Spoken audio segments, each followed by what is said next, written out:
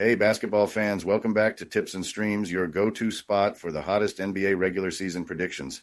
I'm Kokan, and I'm here to break down today's matchups and give you the edge you need to make the best bets. Before we dive in, make sure you hit that subscribe button and like this video. Your support means the world to us.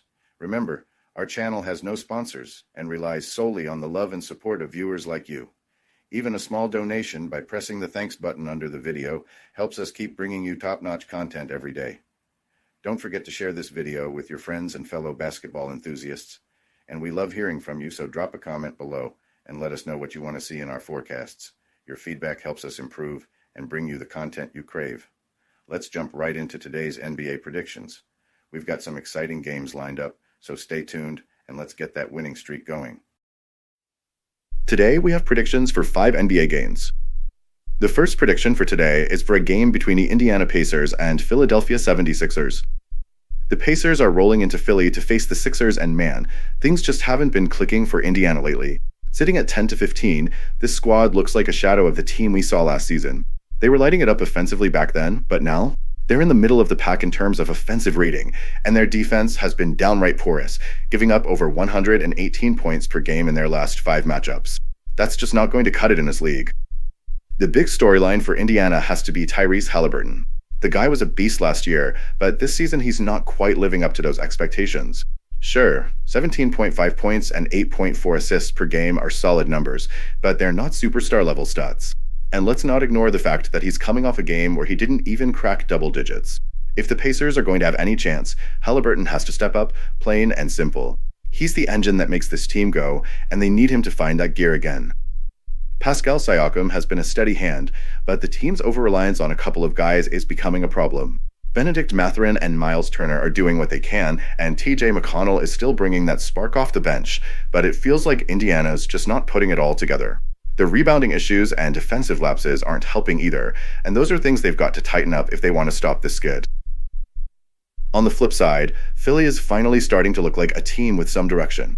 They've won 4 of their last 5, and while their record is still nothing to brag about, you can see the pieces starting to fit.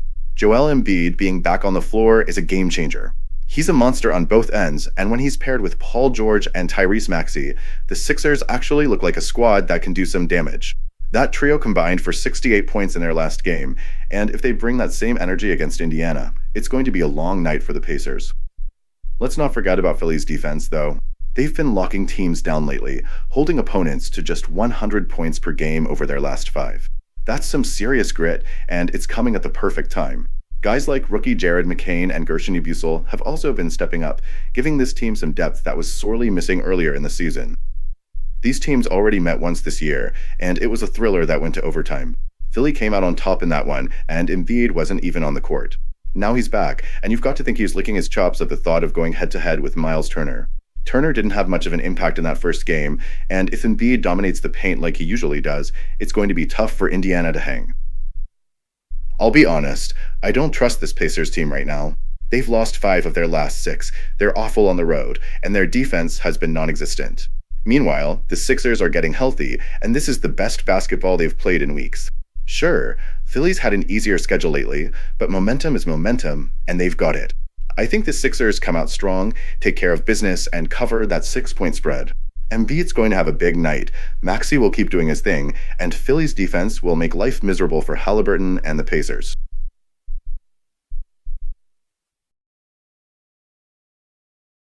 Welcome to BetUS, Sportsbook and Casino, your ultimate hub for secure and thrilling sports betting and casino gaming. BetUS is one of the oldest and most reliable online sportsbooks in the U.S., serving millions of clients all over the globe each month.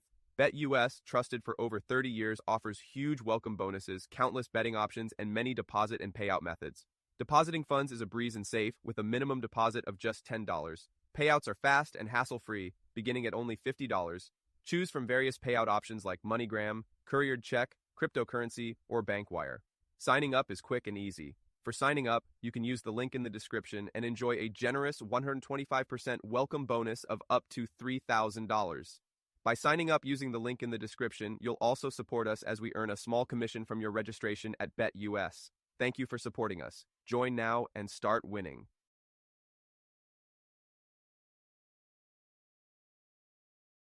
The second prediction for today is for a game between the Los Angeles Lakers and Minnesota Timberwolves. The Timberwolves and Lakers are about to clash, and this one feels like it's got all the ingredients for an intense matchup.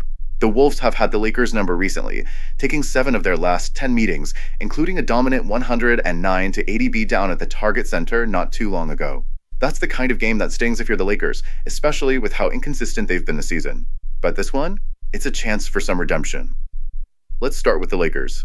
They finally snapped a rough 3-game skid with a win over the Blazers, but let's be real, it hasn't been smooth sailing. Injuries have been their Achilles heel, with LeBron James managing his workload and Austin Reeves out of action. That said, Anthony Davis has been putting this team on his back. The man is putting up 27.5 points and 11.2 boards per game while shooting nearly 53% from the field. Against Portland, he was a beast, dropping 30 and snagging 11 rebounds. If he can bring that same energy, it's going to be tough for Minnesota to contain him. D'Angelo Russell showed some life in the last game with 28 points, which is a good sign considering he's had a shaky season shooting-wise. And then there's Rui Hachimura, quietly becoming a reliable scoring option with his efficiency, 50% from the floor and over 46% from deep.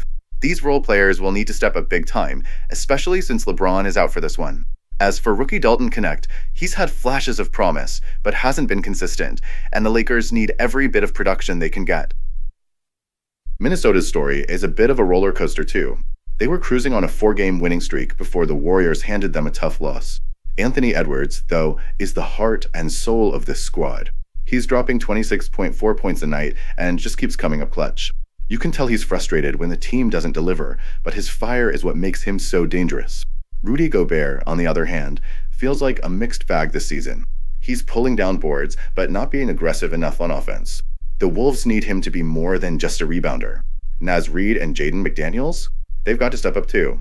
This can't be a one-man show if they want to make some noise. The Lakers know they're walking into a tough environment, but this is a chance to prove they're better than their record suggests. They've got to clean up their shot selection and play with purpose. Minnesota's defense is no joke. They've been locking teams down, but the Lakers can hang if they avoid sloppy turnovers and space the floor. This game is all about execution. Anthony Edwards is going to get his points. That's a given. The key will be forcing the Wolves' other guys to beat them. On the flip side, the Timberwolves need to come out swinging. They struggled as home favorites this season, and that's got to change. Edwards can't do it all, so Gobert, Reid, and the rest of the rotation need to bring their A-game. If they can neutralize Davis and force the Lakers' supporting cast to carry the load, they'll be in good shape. I've got a feeling this one's going to be tighter than the spread suggests. The Lakers have been frustrating to watch at times, but they've also shown they can scrap when it counts. Even without LeBron, I like their chances to keep this close. They might not win outright, but I'm banking on them covering the 8.5-point spread. This matchup feels like a grinded-out kind of game, and I wouldn't want it any other way. Before we move on, I have a quick favor to ask. If you're enjoying the content, please take a second to like this video and subscribe to the channel. Subscribing might seem like a small action, but it actually makes a big impact for us. Plus, it's completely free for you. Have you clicked that subscribe button? Awesome, thank you so much for your support. Now let's dive back into the video. The third prediction for today is for a game between the Brooklyn Nets and Memphis Grizzlies. The Brooklyn Nets are heading into Memphis for a tough showdown against the Grizzlies, and let me tell you, this one has all the makings of an intriguing matchup.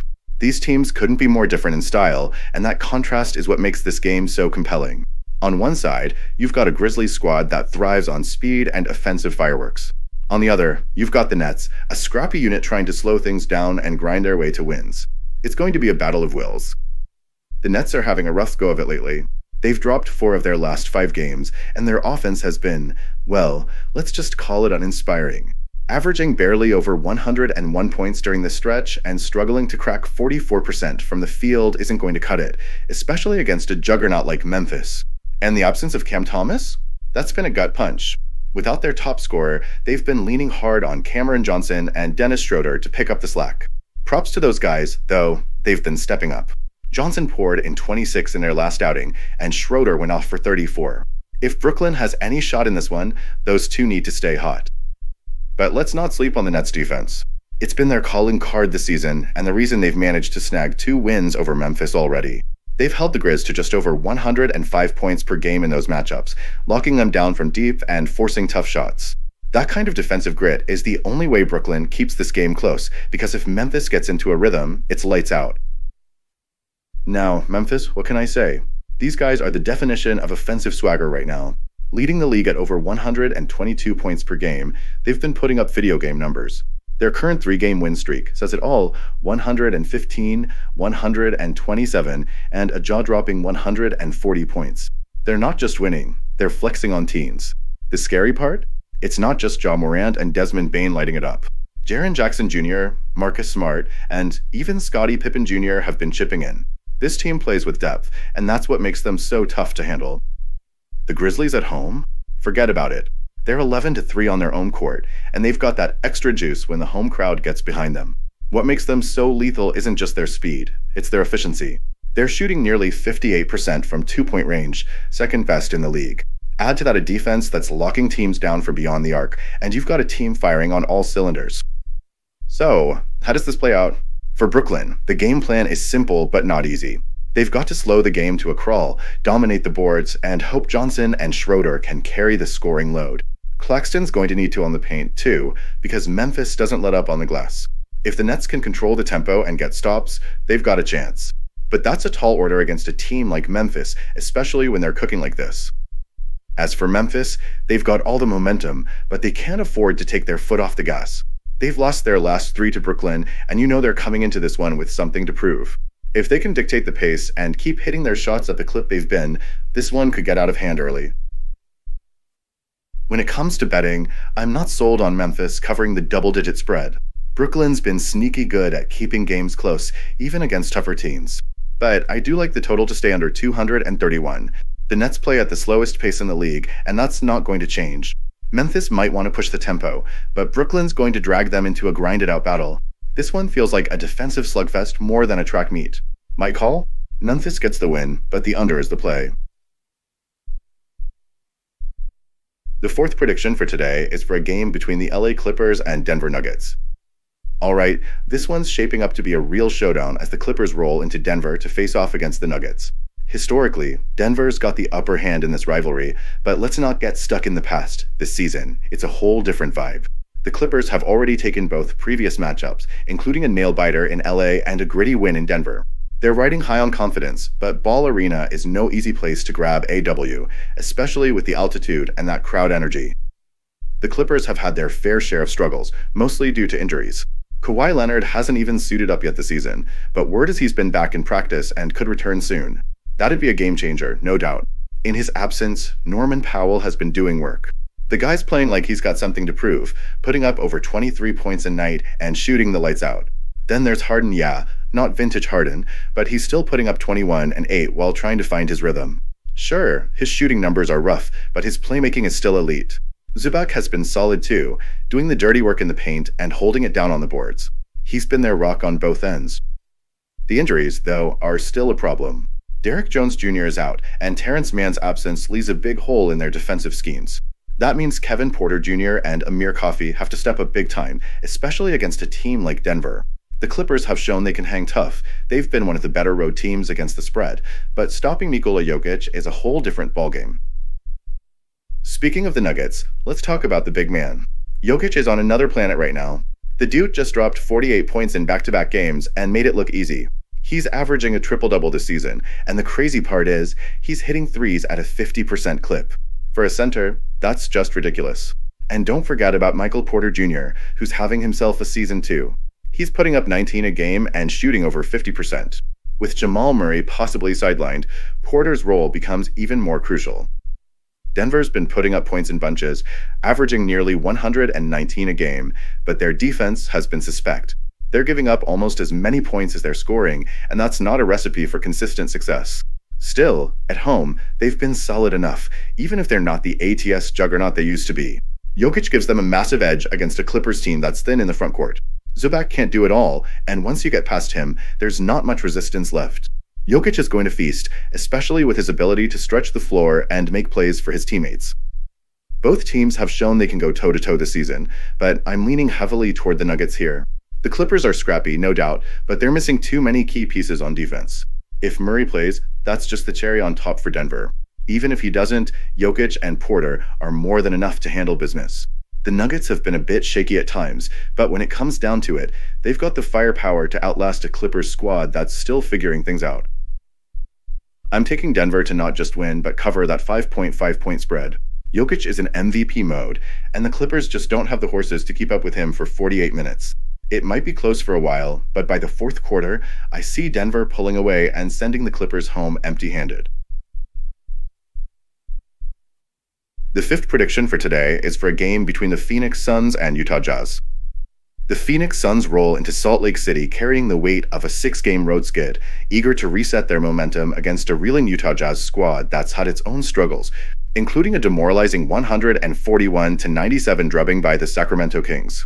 The Suns, sitting at 12-11, are pegged as 6-point favorites over the Jazz, whose 5-18 record reflects a team still searching for answers. But let's face it, the Suns' inconsistency and a looming question of Kevin Durant's availability make this anything but a lock. Phoenix has been a mixed bag on the road, where their offensive rhythm takes a noticeable dip. Without Durant, they've gone a brutal 1-9, a stark reminder of just how pivotal KD is to their success.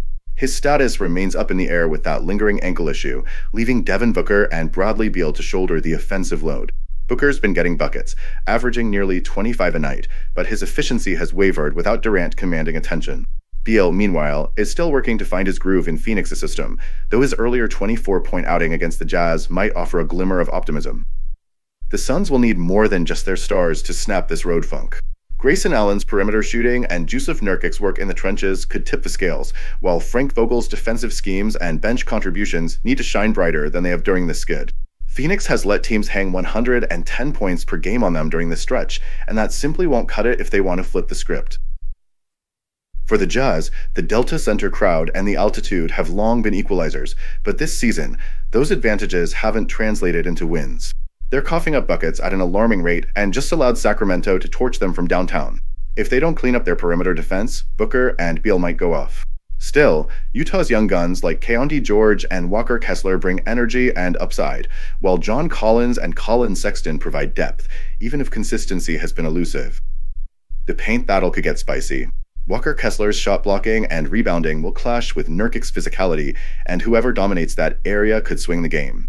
On the perimeter, Utah's defense better wake up, or Booker could feast. The Jazz's turnover problem, 20 giveaways against Sacramento, also looms large, as sloppy play against a team like Phoenix can bury you quickly. Historically, Phoenix has owned this matchup, winning their last 7 meetings against Utah.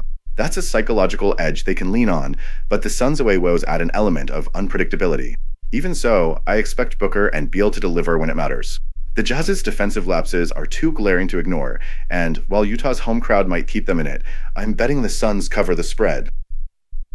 I keep an eye on KD's status before making any wagers, but even without him, Phoenix's firepower should be enough to take care of business. This one feels like a grinded-out game, with both teams navigating through their flaws. I'm rolling with the Suns to finally snap that road skid and cover the -6, with the total staying under 230.